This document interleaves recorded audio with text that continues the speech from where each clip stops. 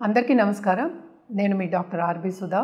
ఇప్పుడు మనం మాట్లాడుకోబోయేది విపరీత రాజయోగాల గురించి మాట్లాడుకుంటాము. సో విపరీత రాజయోగాలు ఎలా ఫామ్ అవుతాయి, అసలు ఏమిస్తాయి అంటే ఏంటంటే ఎవరికైనా కావాల్సింది రిజల్టే కదా.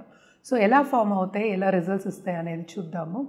మనం జనరల్గా జాతక రీత్యా చూసాము అంటే 12 భావాలు ఉంటే 12 హౌసెస్ అంటే రాసులు అని చెప్పుకుంటూ ఉంటాము. ఇదేంటంటే లగ్నాత్ ఎక్కువ చూసుకుంటాం, అలాగే రాశి వారిగా కూడా చూసుకుంటూ ఉంటాం అన్నమాట. దుస్థానాలు అనేది మనం చూసుకుంటాం. ఏదైనా సరే పాజిటివ్ అండ్ నెగిటివ్ కలయిక అనేది మనకి తెలిసిందే, లైఫే అంతా.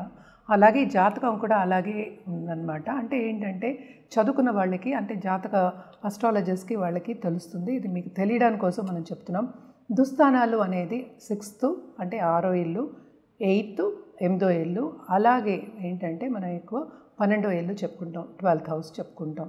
అంటే 6వ ఇంటికి ఏంటంటే ఎక్కువ ఎనిమీస్, అలాగే లోన్స్ అని చెప్పుకుంటూ ఉంటాం అన్నమాట. అలాగే సర్వీస్ కూడా ఉంది, అంటే పాజిటివ్లోనే నెగిటివ్, నెగిటివ్లోనే పాజిటివ్ చూసుకుంటాం.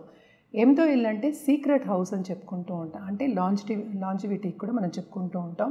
అలాగే ఏదైనా మనకి ప్రాపర్టీ ఇష్యూస్ కానీ, ఇప్పుడు కోర్ట్ కేసెస్ కానీ, ఇలాంటి వాటి కొన్ని ఇబ్బందులు అంటే జైలుకి వెళ్ళేది, ఇవన్నీ చెప్పుకుంటూ ఉంటాం అన్నమాట.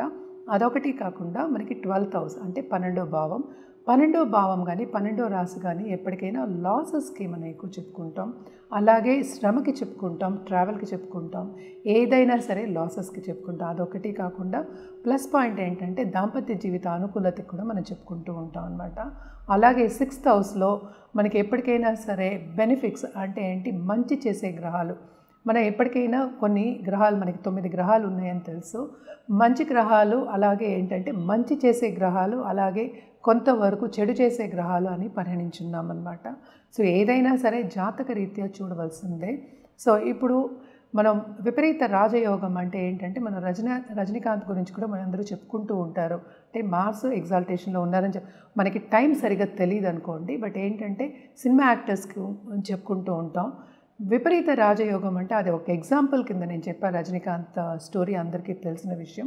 అంటే ఏంటి, బస్ కండక్టర్ కింద ఉండి అక్కడి నుంచి ఆయన ఇంత ఫేమ్కి వచ్చారనమాట. అంటే ఆయన కష్టంతో పైకి వచ్చారు. కష్టపడిందే ఏది రాదు, కానీ మనకి టైం అంటే కాలం కూడా కలిసి రావాలన్నమాట. సో ఇవన్నీ ఏంటంటే 3 కింద ఉంటాయి, అంటే 6, 8 and 12th హౌసెస్. దాన్ని హర్షయోగం, అలాగే సరళ యోగం, అలాగే ఏంటి విమల యోగం అని చెప్పుకుంటూ ఉంటాము. అంటే ఏంటి, 6th లార్డ్ 8లో ఉన్న, 8th లార్డ్ 12లో ఉన్న, 12th లార్డ్ 6లో ఉన్న, అంటే కలయిక కానీ ఒక పరివర్తన యోగం కింద మనం 6th లార్డ్ 8లో ఉండడం, పరివర్తన కాదు, ఆ ఇంట్లో ఉండడం కానీ ఉంటే కనుక మన ఈ యోగాలని చెప్పుకుంటూ ఉంటాం. అంటే 6వ ఇంటి అధిపతి 8వ ఇంట్లో ఉంటే హర్షయోగం, 8వ ఇంటి అధిపతి ఏంటంటే 12వ ఇంట్లో ఏంటంటే ఉంటే కనుక సరళ యోగం, అలాగే 12వ ఇంటి అధిపతి 6వ ఇంట్లో ఉన్న, 8వ ఇంట్లో ఉన్న మనం విమల యోగం అని చెప్పుకుంటూ ఉంటాం. అదేంటంటే ఓన్ హౌస్లో ఉన్నా కూడా మనం చెప్పుకుంటూ ఉంటాం అన్నమాట. సో ఎలా ఈ యోగాలు ఫామ్ అవుతాయి అనేది మనం మాట్లాడుకున్నాం. ఏమి ఇస్తాయి అనేది నేను ఒక ఎగ్జాంపుల్ చెప్పాను. అంటే విపరీత రాజయోగం ఇచ్చే ఒక గ్రహాల కింద మనం చెప్పుకుంటూ ఉంటాం. దుస్థానాలేవి అంటే 6, 8, 12. సో ఇలాంటి గ్రహ స్థితి ఉన్నప్పుడు కనుక వాళ్ళు ఎక్కడో ఉన్నవాళ్ళు, అంటే చాలా హీన స్థితిలో ఉన్నవాళ్ళు మనం చెప్పుకుంటూ ఉంటాం కూడా. అంటే అమెరికన్ ప్రెసిడెంట్ కుట్టుకునే అతను అమెరికన్ ప్రెసిడెంట్ అయ్యారని కూడా చెప్పుకుంటూ ఉంటాం. సో ఇలాంటి యోగాలు ఏంటంటే చాలామందికి మనం చూస్తూ ఉంటాం అన్నమాట. వాళ్ళు పుట్టుకతోనే అదృష్టవంతులు అని చెప్పలేము, but as life goes on అంటే ఎదుగుతున్నప్పుడు చాలా అదృష్టం అనేది వీళ్ళకి కలిసి వస్తుంది. అందుకనే మనం ఏంటంటే విపరీత రాజయోగం అని చెప్పుకున్నాం.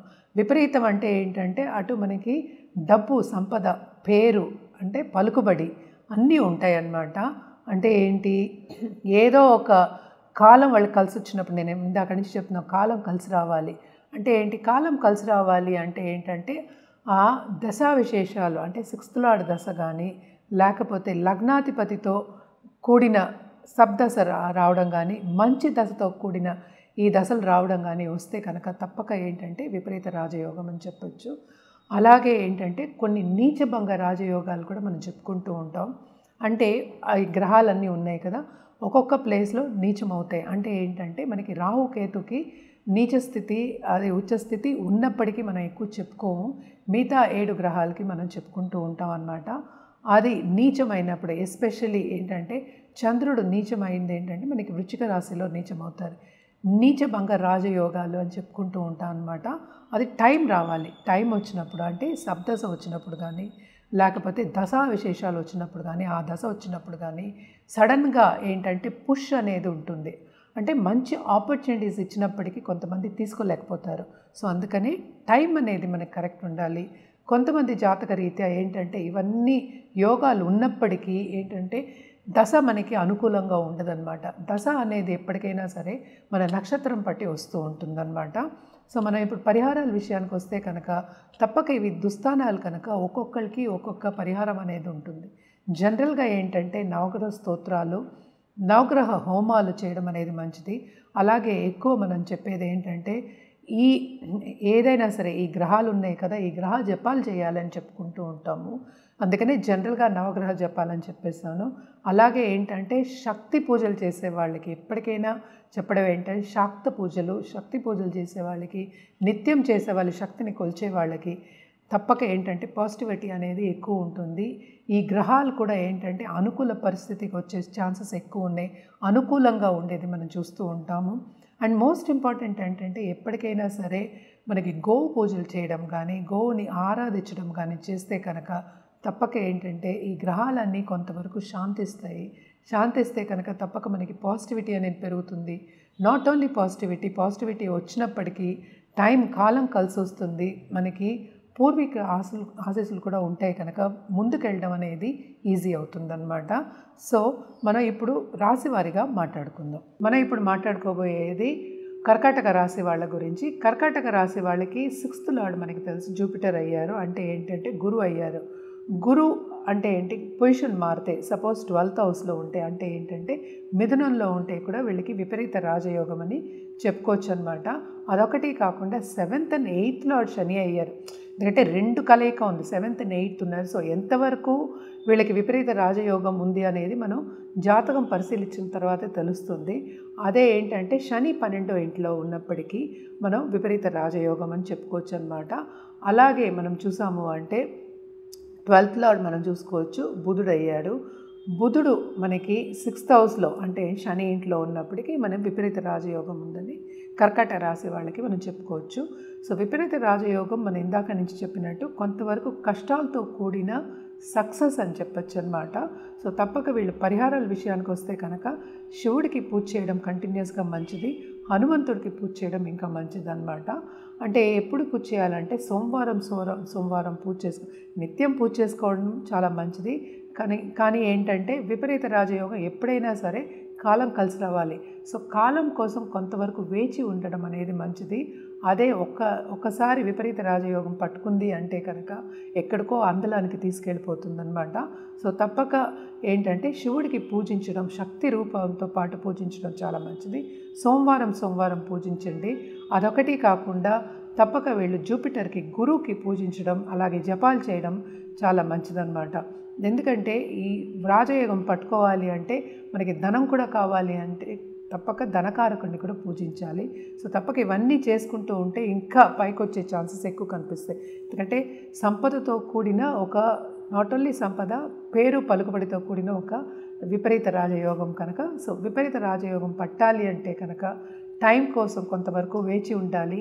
దానికి మనకి పేషెన్స్ కావాలి అంటే ఈ పూజలన్నీ చేసుకోవాలన్నమాట. సో ఎప్పటికైనా సరే విపరీత రాజయోగం అనేది ఏంటంటే కొంత కష్టకాలం ఉన్నప్పటికీ, కష్టం లేదే అంటే ఏంటి ఫలితం లేదని మనం ఎప్పుడు చెప్తూ ఉంటారు, పెద్దవాళ్ళు కూడా చెప్తూ ఉంటారు. సో కొంత కష్టకాలం ఉన్నప్పటికీ నీరసపడకుండాను, ఆయన ఉద్రేగానికి వెళ్లకుండాను, కోపతాపాలు తెచ్చుకోకుండాను పేషెంట్గా ముందుకెళ్తూ ఉంటే విపరీత రాజయోగం వచ్చే టైం పరిగణించుకుని అంటే జాతక రీత్యా పరిగణించుకుంటే తప్పక ఏంటంటే ఆ పుష్ అనేది ఉంటుంది మీకు. అంటే ఏంటి, మంచి ఆపర్చునిటీస్ వస్తాయి.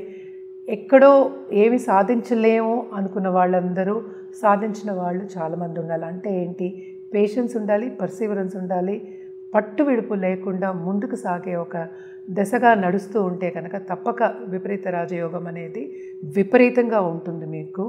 ఇవన్నీ ఏంటంటే మోస్ట్ ఇంపార్టెంట్, జాతక రీత్యా ఎప్పుడు వస్తుంది అనేది టైం అనేది వెరీ ఇంపార్టెంట్. టైం పరిగణించుకుని మనం చేయడం అనేది అంటే పరిహారం చేయడం అనేది వెరీ ఇంపార్టెంట్. పరిహారం కూడా ఎందుకు చెప్తాము అంటే ఈ టైం వచ్చే వరకు, ఈ కష్టకాలం తీరి మంచి కాలం వచ్చే వరకు కొంతవరకు ఓర్పు కావాలి కనుక, నీరస పడకూడదు కనుక తప్పక ఏంటంటే మన రెమెడియల్ మెషర్స్ కానీ పరిహారాలన్నీ చెప్పడం అనేది జరుగుతుంది. ఎప్పటికైనా పాజిటివ్గా ఉంటే పాజిటివ్గా జరుగుతుందనేది మనకి ఏంటంటే జాతక రీత్యా కాకుండా జనరల్గా కూడా మన పెద్దవాళ్ళు చెప్పున్నారనమాట. సో కష్టకాలం అనేది తీరాలి, మనకి విపరీత రాజయోగం పట్టాలి అంటే ఫస్ట్ జాతక చూపించుకోవాలి. జాతక రీత్యానే ఇవన్నీ చెప్పడం జరుగుతుంది. అది కూడా టైం అనేది చెప్పడం జరుగుతుంది. దానికి పరిహారాలు కూడా ఏం చేయాలి అనేది చెప్పడం జరుగుతుందన్నమాట. అది పూజ అవ్వచ్చు, జపం అవ్వచ్చు, లేకపోతే జాతిరత్నం అవ్వచ్చు, లేకపోతే ఇంకో చిన్న పరిహారాలు కూడా అవ్వచ్చు. సో నిత్యం పూజ చేసుకునే వాళ్ళు తప్పక నిత్యం పూజ చేసుకోవచ్చు.